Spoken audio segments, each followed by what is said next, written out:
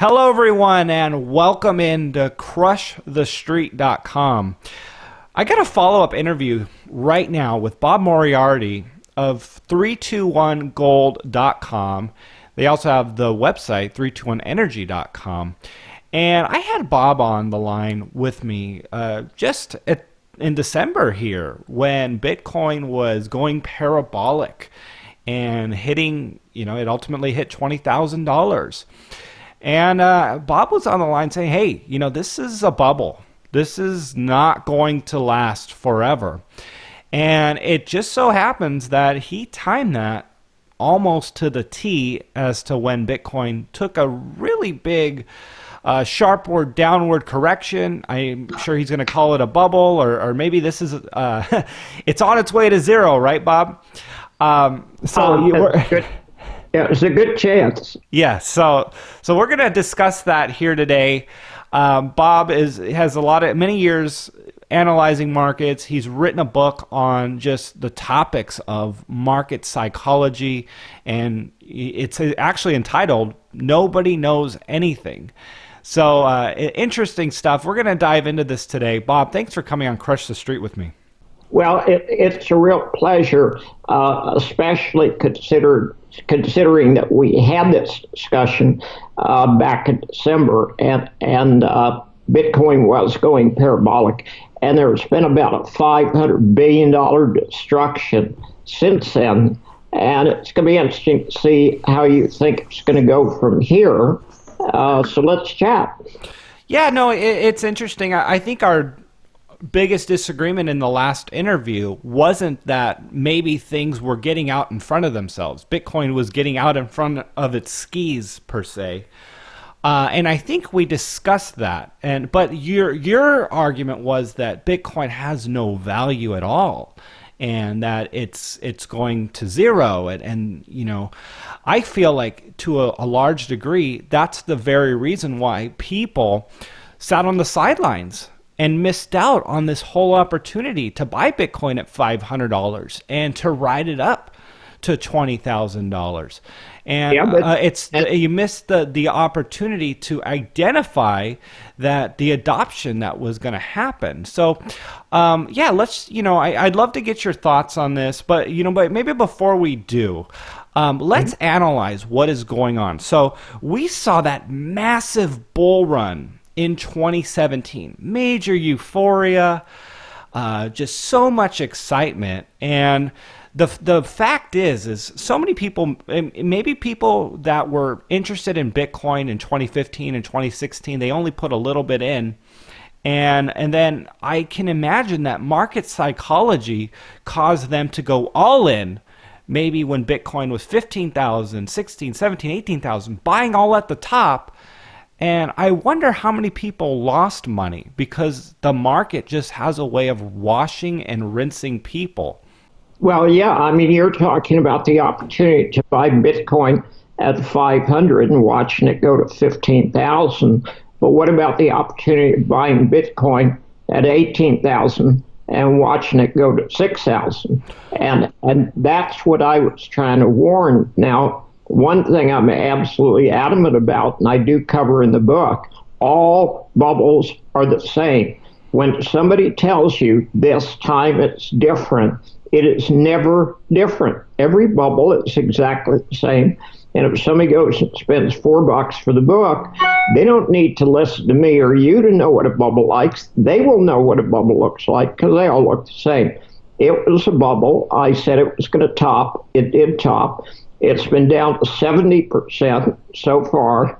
It's destroyed something substantially over $500 billion of what people thought they had. But the real issue is, how much value is there anyway? Now, let me point something out.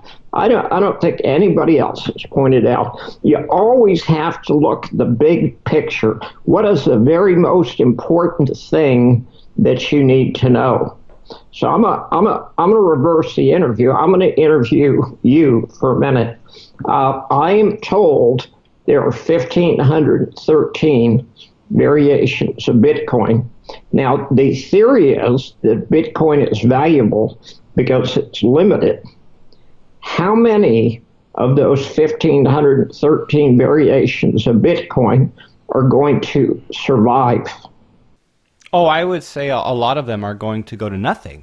But you can't look at Bitcoin and compare it and say it's the same as some of these other ones. That's like saying Amazon, for instance, is valueless because there's 5,000 other stocks in the U.S. stock market, and saying that Amazon is just another variation of some other company. That's disregarding every other fundamental aspect that Amazon has going for it, the infrastructure, all that they've built out. It's not just a token that is out there and duplicated a million other times. There's a lot more behind it, and I think that's what a lot of people missed. But here's the deal, okay? What's the difference between Bitcoin and the 1,500 variations? And the actuality is nothing. Here's the central problem that I don't think anybody has addressed. What if there isn't actually any use for a distributed accounting system? The assumption is we need a distributed accounting system. Now, from a technical point of view, it's a really cool thing. But from a practical business point of view, give me something that I can compare Bitcoin to suggest that it has any value. I don't see a single thing that Bitcoin does that adds value. Okay, that's interesting, Bob. I mean, you're saying, does it need to exist? Nothing needs to exist. Do I need grass in my front yard? No, but I like to have grass in my front yard. Do I need to have a 60-inch TV versus no TV at all? No, I don't need that. But it's anticipating what the market is going to do and what the market is likely going to do, and anticipating, are there going to be more buyers in this than there are sellers? And that's important. And the underlying network that Bitcoin has is something you're failing to see. If you have a room with 5,000 seats, but one person in there, that has a certain amount of value. But if you put 10 people in there, there's an increasing number of value in that one room. And you fill it up with 4,000 people, the amount of people that you have in one place does have value. And this is a 21st century type of understanding that people need to start wrapping their minds around, is that the network is important. Hang on. That is a totally flawed concept. All right, let's hear it. No, you're wrong. Okay? Nothing changes. Okay? We had commodities 5,000 years ago. Okay? We've had currencies since they started making coins in Central Asia 4,000 years ago. Nothing changes. Okay? There's just variations. The idea that this is something new, I was at computers 40 years ago. We used to spend $10 million on an accounting system. Okay? I got an accounting system for my business. Now it's $29. But for something to have to be a solution, there has to be a problem. And what is the problem that Bitcoin solves? And I don't see it. I don't see anything that it adds any value. Now, this idea of, well, it's 21st century, it's different this time. It's not any different. Bob, you have to think about where it started. It started out of the financial crisis of 2008. It solves the issue with people not having to go through banks to have their own wealth. You don't need a bank to move wealth around the world. If that's a value, that's a solution. And then having something that is immutable and something that solves the double spend issue in a currency, in a digital currency, that's the problem, is having a digital currency that doesn't have a digital spend issue. And that's excuse me, let me just finish my thought, and then we can switch over. Sure. Yeah, so if you have the double spend issue, these are problems. So Bitcoin has been solving these problems. And even last year, when you had high transaction fees start to come around, you started to see the Bitcoin community come together and work on these problems. You have the smartest brain power in the world working and developing this network. There is value in Bitcoin. If you want to make some altruistic argument and say, you know what, is it going to be around in a million years, or are we going to have something new? That's, probably true. But you know what? If you want to look at something that is changing the world right now and the development and the real value that is providing for society, it's right here. Bitcoin is solving these problems. Okay, Ken, let me interject right there. We had this discussion a month ago, and everything that you're saying now is true. And I said, but it's going to blow, and it's cost investors $500 billion. Okay, how much money does it have to cost investors before you say, hey, maybe there's a problem? Some of the things that you're saying are simply absurd. How much does it cost to move $1 million from New York City to Tokyo? In Bitcoin? I don't know what it is. No, anything. It's a wire fee. $45, $35. Yeah, exactly. Now, you're going to tell me Bitcoin is better? So what's Bitcoin going to do? It's going to do it. You don't need a bank. You don't need. I deal with the financial system and at banks. I have to sign documents. I have to go through all of these different AML, KYC. Have somebody tell me that I can only transfer so much money a day. Bitcoin has none of that. That's the difference.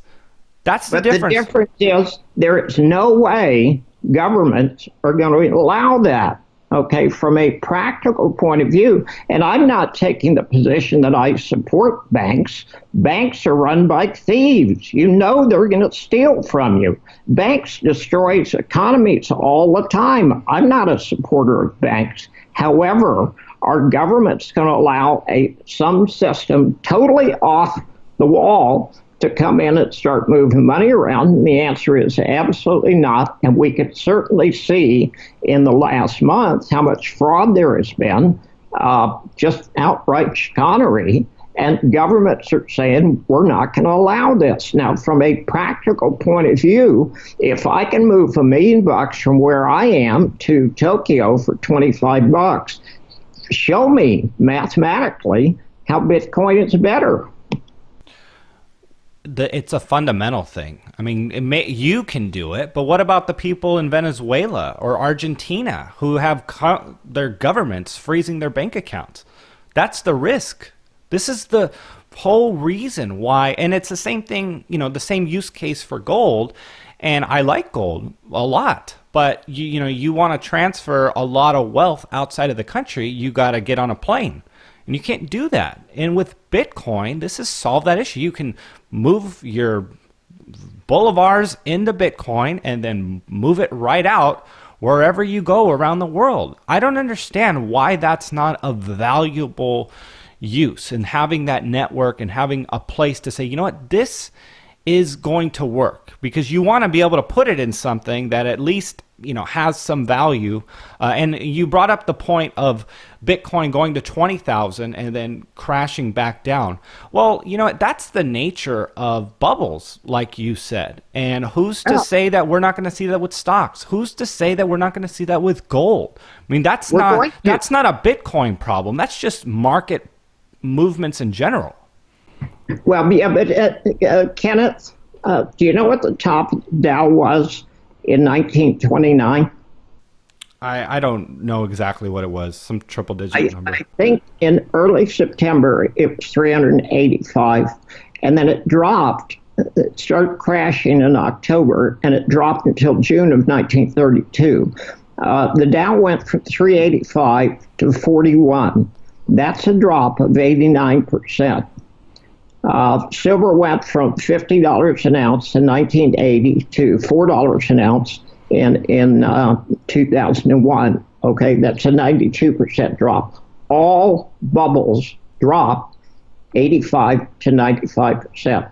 Right. So it's not a Bitcoin issue. It's the way markets move. That's true, and you raised a very valuable point. Could the Dow or the S&P be in a bubble, and could it crash? Absolutely. Could gold's going to go into a bubble? I absolutely agree with that.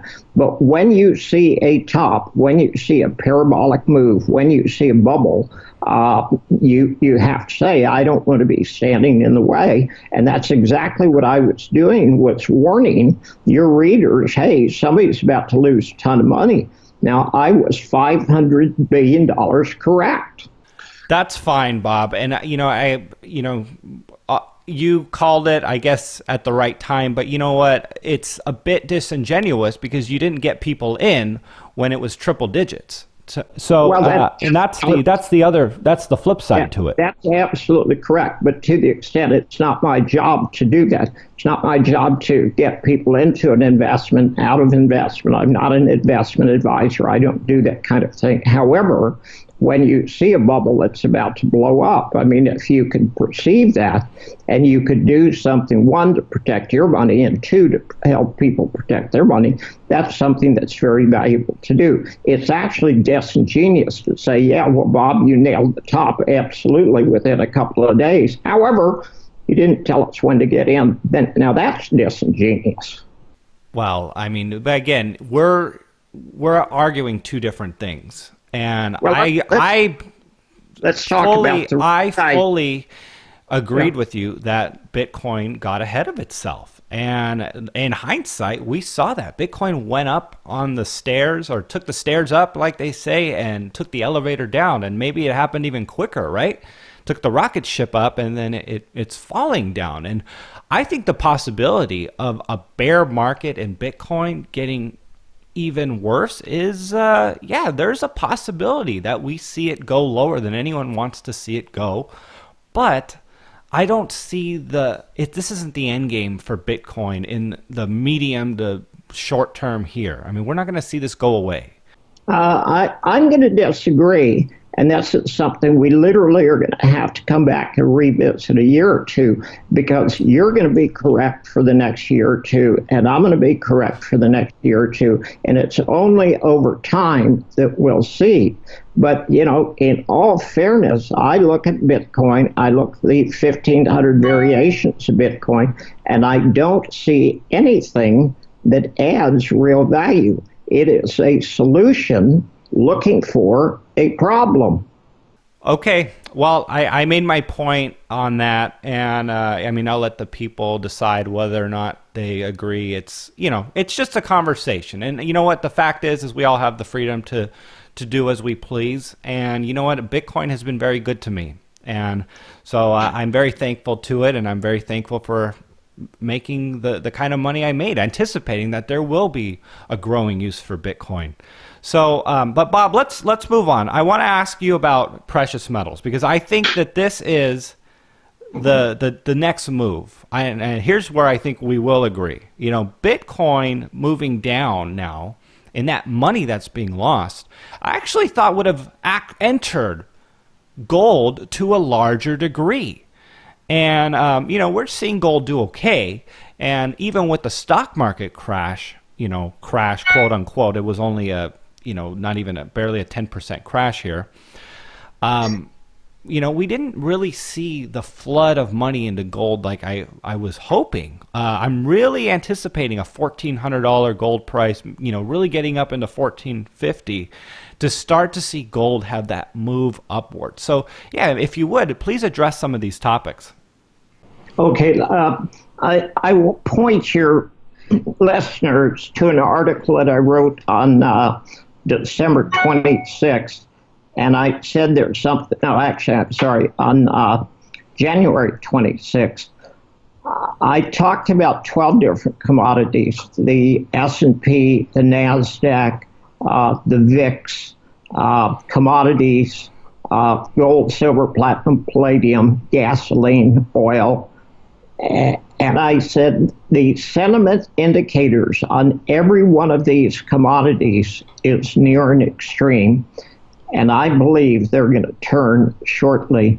Now, Tom McClellan of the McClellan Report came out something years ago saying that there is a correlation between full moons and either an acceleration of a move or a turn. And in the end of the article, I said, we've got a blood moon, we've got a blue moon, and we've got an eclipse all coming up shortly. It's going to be interesting to see what happens. Now, there were hedge funds that lost $1 billion in 2 days because they were short the VIX. We had some of the biggest moves that we've had in history. The sentiment on gold was 90, and that indicates that gold should go down. I think that we're going to have one more move down in gold and silver, and then I think we're going to move a lot higher. Now, one of the things that you've implied, you haven't suggested, but I think we're going to agree totally on, the world's financial system and the banking system is an utter disaster. It's going to collapse. We need a solution for it. That's absolutely correct. And there's going to be some scary things ahead. I think the gold and silver are actually going to go into a bubble eventually, and the behavior will be exactly the same as it was for Bitcoin. And I do hope people read the book, and I do hope they learn to recognize it, because I think that now is a good time to buy gold and silver, but there absolutely is going to come a time when you want to sell. So I think one more move down, and then we're going to see higher gold and silver. I think the gold and silver are solutions to a very real problem. Bob, yeah. So, I mean, any other closing thoughts here? You know, I'm curious what your thoughts are on the general stock market. You mentioned the 1929 stock market crash. Is this something that you see as a reality now in the 21st century with all the, I guess, algorithms and everything that the central banks are doing to prop up the overall equity markets, global central banks working in unison to prop up asset classes? I mean, what are your thoughts on this? Well, everything the government does, they screw up. So when you get more government intervention, it doesn't make things better, it makes them worse. We have this horrible misallocation of assets in the world today. And, you know, the $4 trillion drop in the stock indexes is only the beginning.